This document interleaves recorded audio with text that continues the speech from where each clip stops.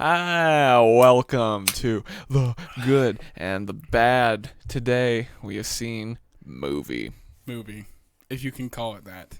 I don't know if it deserves that title. Today we went and saw Neighbors 2, which was we're gonna have to start this at some point, but all I gotta say is, at least just in the beginning, just the first thoughts. Oh my god. My phone even hated the movie. That's why it's going off. I don't know, man. It was so bad. Man, it was so fucking bad. It was so bad. I feel so ashamed because I want to preface this by saying I loved Neighbors 1. Yes, it was really good. I loved Neighbors 1. I was a huge fan. I remember I watched it with my girlfriend. Just lying there. I watched it alone in my basement. I watched it naked. Part of it, I was 100% naked. Well, you were with your girlfriend. What was really weird is I was alone, and I was also naked. 100% naked at one point. All right. Well, so we share something in common here. Like, yes. We both love Neighbors. We're it's both good. we both had, like, we were both naked during it. And it was just a good movie, and for certain reasons. And this one just wasn't. Nope. I think you should start and kind of like maybe do some thoughts on it, and then lead us in, and we'll start riffing on it and talking about the movie. You know, get going, because I'm at a loss for words with it right now. Okay. Well, I think the biggest difference between the first and the second movie was their agenda for the movie. First one was just to make you laugh and enjoy a comedic movie. This one, I mean, they tried to make it funny, but on top of it, they were trying to push the biggest feminist thing that I've ever seen in any kind of... Yeah, what was up with that? Seriously. Some kind of feminist agenda in this movie. It's so weird. Yeah, I have no idea. And they were like, it was like a whole nother, like, just on, like, topics now. Like, there was something, like, with gay people and different things like that, where the character that came out as gay in the second movie never even was hinted as gay in the first movie. They just took some creative criticism or whatever word it is and just changed his character. They were appealing to, like, a larger audience or something. They wanted to try and, like, pacify all these PC Tumblr people for some reason. Like, so it's like, how do I explain it? It's like, so throughout the movie, there was just certain things they'd throw in there. First of all, the whole concept of the movie is this sorority, right? Awesome, cool, sorority.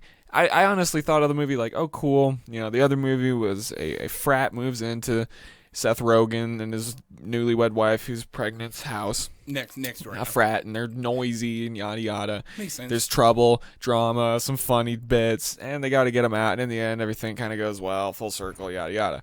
So when I hear about this movie, I'm like, cool, sorority. I mean, it sounds like the same thing, but, like, you know, I get it. I had, like, my brain didn't even register anything to do with women being, like, having, like, some kind of power play thing going on. I was just like, oh, cool, sorority's moving in. Yeah. And then these little things started slipping in. Exactly. Like, they literally say the system is rigged against us. The system. What system are these 18-year-old girls talking about? The pay gap, obviously. Didn't you know? Oh, yeah. Didn't you know? Like, I mean, you worked at Little Caesars, right? I mean, you probably got paid like $10, and the women there got paid like $7.25, right? Yeah, no, not true. But the women are always talking about a pay gap. Meanwhile, their subjects that they use for these tests are, you know, super small samples and like college. The top 1% Dude, and of in people. fact, now, like, everyone's saying that women are getting paid equal, or if not more. More women are studying STEM fields. What am I talking about? STEM fields in college. More women are getting into school. Dudes are fucking failing in school. Like, there's no system. The system's fine with women now. It's so hard to get a date as a dude. Yeah. Everything's fine. And so why is this goddamn movie trying to push some weird bullshit? It literally was... The system's rigged. What else did they say? They literally said, we live in a sexist world, and there's nothing we can do about it. It's sexist stuff. They were like saying how, like, you know, like, girls can party too. It's like so weird because, like, they're pushing a woman agenda. Women are power. Women can do what they want. Meanwhile, the whole movie is about them just being drunk slobs and, like, throwing shitty parties where they become sluts. Yeah. They're fucking whores in the movie. I'm sorry. I love them why not? And I'd take them out to ice cream. I have nothing wrong with them. I never talk about feminist agendas or masculine rights. What? I'm a moviegoer. I went there with popcorn in hand, my fucking wallet in the butt of my pants, rubbing against the theater seat like it always does, rubbing it raw. Amen. So I go home with a goddamn blood blister on my ass. Gosh, like I wasn't in it for agenda. I wasn't going to have my like thoughts of reality or my outlook on life be changed. Yeah, and even if their move had gone through, like even if they had like pushed their agenda successfully, like what am I gonna do? Walk out of a movie where the girls are just partying and going like, oh wow, women really should have the right to, throw their ass around a pole. Exactly. Like, they already do. What were they pitching in that movie? Everything's fine. Nothing's wrong. They do that anyways. And like that's not even to count that the movie itself was crap. It's so true. I love Seth Rogen movies, man. Like everything with Seth Rogen in it was funny. Like those were the best parts of the movie when it was Seth Rogen and Zac Efron. It's true, yeah. They made it funny. Yeah, like the story wise, like just throw that around a little bit. Like it's nothing to spoil really. If you see Neighbors 1, you know what this is. There's literally no difference. There's no difference. Same plot line, not liking each other at the beginning, liking each other at the end. Just I don't even know. I was lost on the story for most of the time. I was confused on what was actually going on and why they were actually doing anything that they were doing. Like they called on like a bunch of pot dealers and made it so they were the only ones dealing pot, so that they could have this huge drug war between Seth Rogen and a bunch of teenage girls at some kind of ravish tailgate party. Which was all just a devilish scheme to get Zach to take his shirt off. Exactly, and basically strip dance. He literally ripped out his junk in that scene. He let his balls drop in that scene. Literally. That was the first time his balls dropped since High School Musical 3. A freaking man. Dude. Wait a minute. They didn't drop in that, did they? No. That was the first time his balls have dropped. Since birth. So... Well, I guess that's a mile marker for him. That's a good step in his career. Yeah. Yeah. It's just so weird. Like, it's just again, it's just stupid, and I could care less. But like all these girls are saying that they're viewed as like sluts and all these different kinds of things in these movies.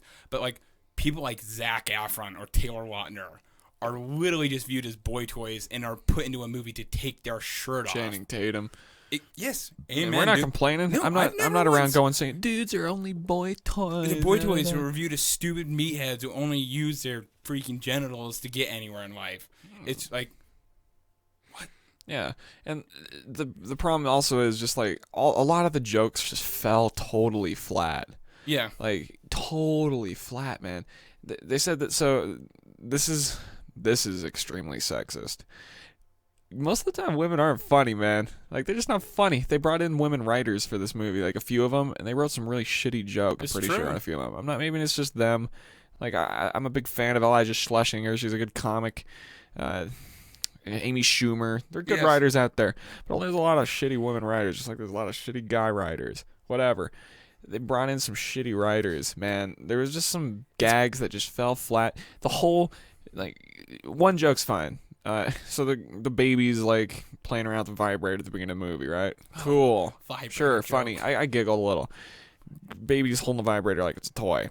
The whole movie. Literally, there was every time it shows the fucking kid, he's holding a vibrator. It's like, no, it's just some Japanese cartoon character. And then again. And then it's dressed as a princess. It's repetitive. It lost its luster. There were the only other jokes that were good. I can't even think of any. No, it was just passable humor, barely humor. In fact, it was interesting because they went really like for shock value. It seemed like there were scenes where like there's ridiculous things happen. It was fine. There was like a baby's foot hanging out of some pregnant lady's coach. What? And you just go, whoa! What? God. She vomited on Seth Rogen's face. Scene, she just hilarious. Vomits on his face. But you go, whoa! Oh! So like it's been the humor's been more replaced with that. Bloody tampons at the windows, these sorority girls. Dude, if it was a bag of dicks, you'd what be do you laughing mean your by ass a off. bag of dicks? Just like a bag of plastic dildos? How does that even compare? That doesn't even make sense. Well, it's disgusting. I was like equating it to like, man, these in the scene in the movie, these chicks are throwing bloody tampons at the window. That they state was used from their own Yeah, country. to try and get Seth Rogen, piss them off or something. And I was like, and they're like, oh, so what? We can throw our bloody tampons at their window. What if it was a bag of plastic dicks you're throwing at the window? Wouldn't that be like funny? Haha, you fucking guys. Which was another kind of woman like, agenda thing. And then Zac Efron's totally like, he goes, okay, oh, and hey, that would be fun. I'm You're like, right. that's you got me there. There's nothing like it, dude. That's like if I took fucking rags of my jizz for 2 weeks and threw it hucked them while they're still Seth wet Rogen's at face. someone's face or at someone's window, and I was like, oh, you know what? That's the equivalent. And then if we would have bloody said, tampons, oh, if it was a bloody tampon, you would think it was funny. And they're like, no, no. That's disgusting, piggish behavior. In fact, that's what it is. Disgusting, piggish behavior on both accounts. I don't care if you're a woman, a man, whatever. I'm on even playing field. We're still humans, man, and humans are animals. Yeah, and like we all like throwing our jizz around. And I guess our bloody tampons, 2016. It's the new age. It's just what's going on. It was interesting. You know, the movie was just, it left a sour taste in my mouth. It's just weird because, like, you know, it's a forgettable movie. Like, the scenes were just dry, quick. They didn't make much sense. Didn't have much freaking, like, there was no, like, real reason for any scene, like, story building wise. Yeah, and just things kind of happened a little too coincidentally. I mean, sometimes, like, Zac Efron just happens to be there, and he's just in their house. I don't know if that's just movie stuff or if I'm being overly cynical on that. No, dude, no, I don't think we're being over cynical here. Oh, man. Just those kinds of scenes, though, just, like, parts of those scenes, man, they're just, like, written like they're written by an 8th grader. Seriously. Like, the editing, the cutting, and the writing, like, the delivery of the whole It's like scene. they said, okay, girls that are acting, you're going to be writing this section of the movie. What do you want to be doing? Like, there's just scenes where something will happen, yada yada. Like, here's a good example. When they were in the dorm room at the beginning of the movie, smoking pot, right? It's literally, imagine this. Would you ever, imagine you're at your house, right? And you're Googling this. 3 minutes of college freshman girls smoking pot out of a sploof and talking about drama or something. It's literally like 2 or 3 minutes of them just talking a bunch of about how she had no friends in high school and sororities can't party, yada yada yada, and it's annoying, man. It's just annoying. It sucked to watch. It was making my ears bleed. Like, seriously, at the end of the movie, I wanted to spit in those girls' eyes. Oh, the characters on it are super annoying. Not because they're women. It's not because they're women. It's how they were portrayed as women. Like, there's so many movies that women are portrayed as either powerful female leads or different characters. Star Wars. Both of the new Star Wars movies that have come out, Rey and now this new Rogue One, it looks like Rey was awesome as the female lead, and I can tell this new girl is going to be awesome too. But see, that was done really well, and and there was a deeper meaning to that when they were doing that. They did it on purpose, but they didn't make it the sole purpose of the entire movie. Let's just Neighbors 2. We can just turn that into a PSA for women's rights. I don't know. It's not like the story advanced or anything. No, it's not like that sequel had to be made. It honestly just seems like kind of. It didn't even build barely even off of the last movie at all. Yeah, hardly. What? The dude that was last in it got married. Let's think about this. Seth Rogen and them got a new house, so they progressed I guess. They got a new house and another kid. Okay? Zac Efron's still throwing parties, just going to sororities. He's joining sisters now. That was another funny moment. He's like, it's not cool to call girl hoes no more. Oh. What? It's like, okay. I mean, sure. Was it ever cool to begin with? Like, I don't know. Like, why'd you have to, like, say that? It's just weird. Mm-hmm. Yeah. Anyways, like, he's done nothing. His best friend gets married to a gay guy. Which, that's, like, the biggest progression. That's like the whole. It's like that's at the end of the movie. It almost it's feels just like even thrown in there, like too. It's not like it doesn't play like his whole friend being in the movie is like totally a side part that didn't technically even need to be in the movie. Heck no, at all. Like completely at all. Yeah, I will say, like, while most of the scenes were easily forgettable, garbagey, there was one moment where I thought everything was gonna be going well. I was like, this is kind of alright. This is starting to get okay. One scene, where they're stuck in the scene where the girl lures Seth Rogen and Zac Efron into the shed. Stupid guys fall for it. Girl's hiding behind what was a tire that they moved from the baby recorder. Yeah. It's like, why would she be there? Yeah, and so she locks them in the shed, and they're stuck in there, and they have to kind of find a way to get out while they know they have a time limit, basically. It's like, now there's, while it's very minimal, now there's stakes. There's... I have to air quotes all this because it's not like that much it's just a comedy movie. It's there's tension or whatever. They're stuck in the shed. They got to find a way out. So they're all looking around. They're trying to be ingenuitive, and they kind of do a cute little throwback to the Neighbors one where they pull out the airbag and they got to launch themselves. As Zac Efron looks up and he sees a vent in the ceiling, they got to launch themselves out.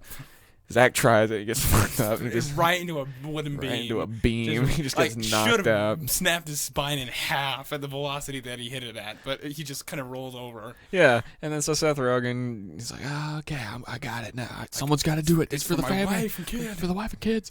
He does it.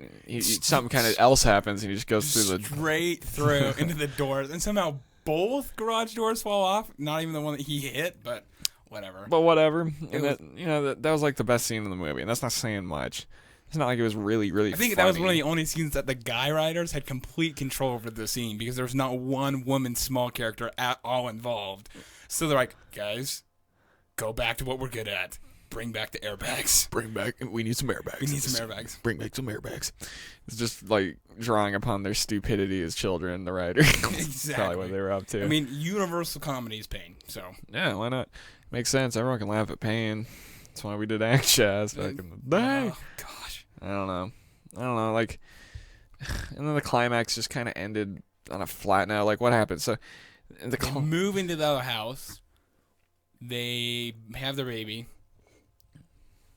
And, Zac Efron. Oh, the climax before that, though, like with the sorority party, the final shabamo, how it just kind of was weird. Oh, yeah. They're like they suddenly switch. Like, talk about that. Oh, that's yeah, crazy. Exactly. It's like the entire movie, they've hated, as they call them, the old people. The frat party. The frat party. Bitchy sluts. That's what. No. Okay, yeah, there we go. Yeah. So, it's... They had gotten to their last straw. It was basically like the last night before, because they had gotten an eviction notice, right? And they needed the money by the next morning. So they decided to go against the entire thing that they've been building up for being individual women, right? And say, we got to throw a party, invite guys, and dress like sluts.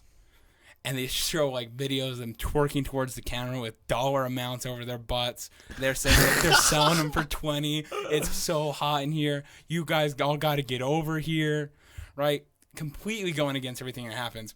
And all of a sudden, like they're like the girls kind of get upset with this main leader girl, and they go outside, and Seth Rogen and his wife and Zac Efron are all in their house looking at them. And they see them arguing and saying how we don't want to be like this. This isn't why we joined with you. We're going to quit, right? And Zac Efron's like, well, we can't make them not be friends anymore.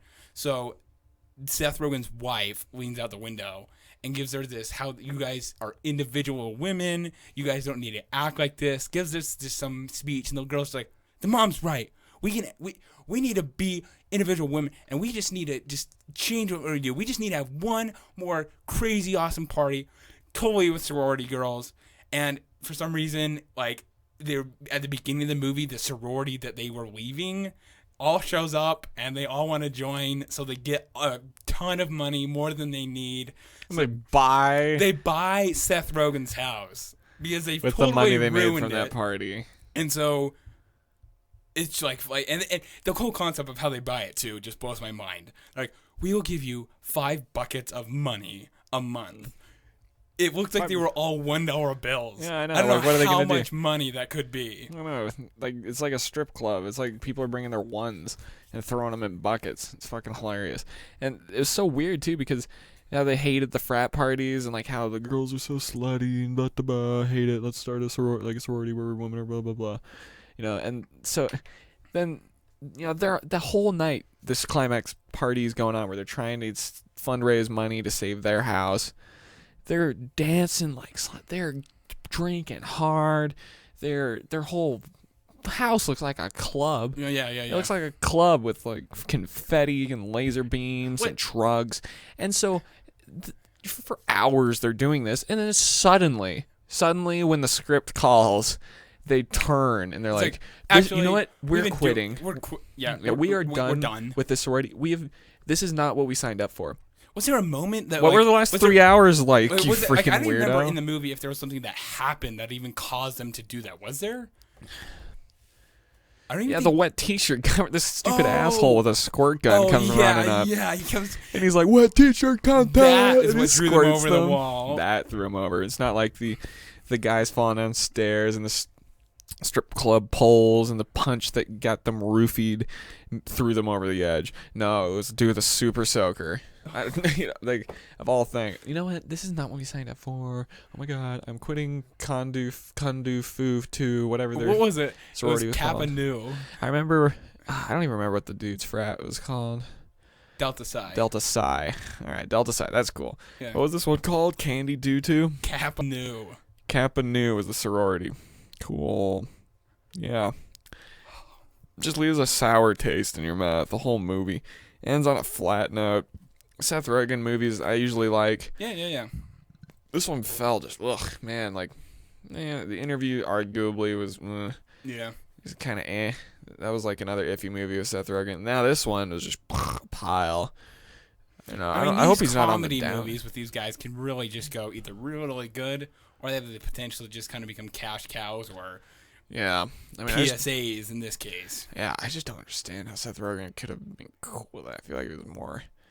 I mean, I don't understand. I mean, I feel like I don't know how much of a budget they had because there was a scene where he was in Australia, but you could totally tell it was green screen. Oh yeah, they couldn't even pay for him to actually be in Australia. The sorority tricks him into thinking his wife's in Vienna, so they had a green screen with Seth Rogen. It's such an obvious green screen. And that's fine. Like that's just us being, knowing a little bit more about film and looking at things. Yeah, I'm sure if you didn't know more or whatever, it wasn't like you may have missed it. But gosh, it just seemed a little like, why couldn't they have just thrown it? I guess it was only one shot.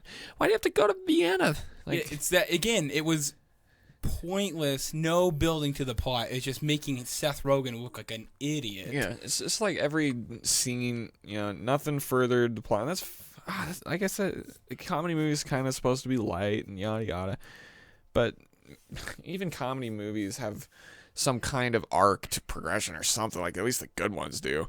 Man, this one it's just pointless. It's like, just like running across a long hallway. You reach the door and you open it, and there's another long hallway, kind of a thing. You're just like, shit.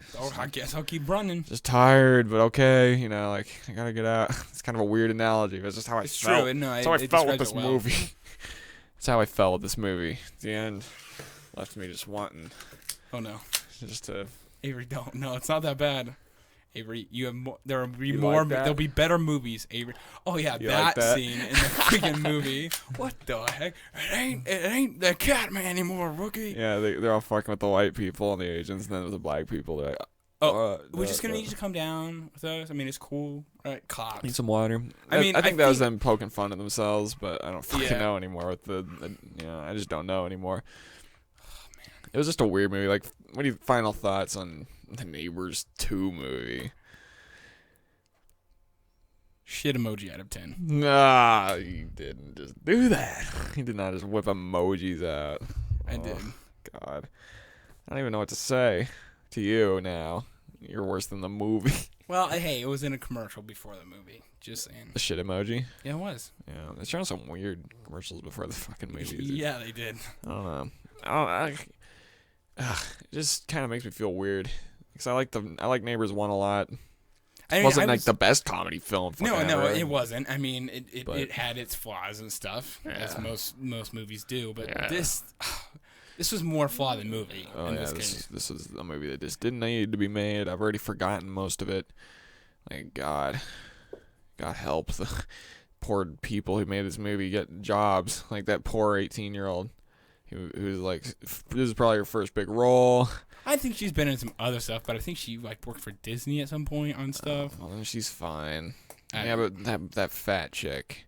That was her first role. Yeah, it's over. I highly doubt we will ever in a million years see her ever again. Yeah, or that black girl or any of the other sororities. And like they just had Selena Gomez in there for no. I wonder how much they had to pay her. Yeah, honestly, for 2 scenes. She was in 2 scenes. Yeah, she was the sorority leader at the beginning that started it all. Selena, she started it all. How dare she? I thought I liked her. Gosh dang it, Selena. Gosh dang it, Selena. Well, overall, garbage. Absolute trash. I figure out what movie we gotta see next. Oh, Angry Birds, man. That's good. I've heard that's a good movie. We need to see another a good movie that we at least know will be good going into it before we see another one like that. Now there's an idea. A good movie. Where are we gonna find one of those in this godforsaken land? I don't know. This is, like I said, I think these movies are why ISIS hates us. You wonder why America's hated. You just wonder.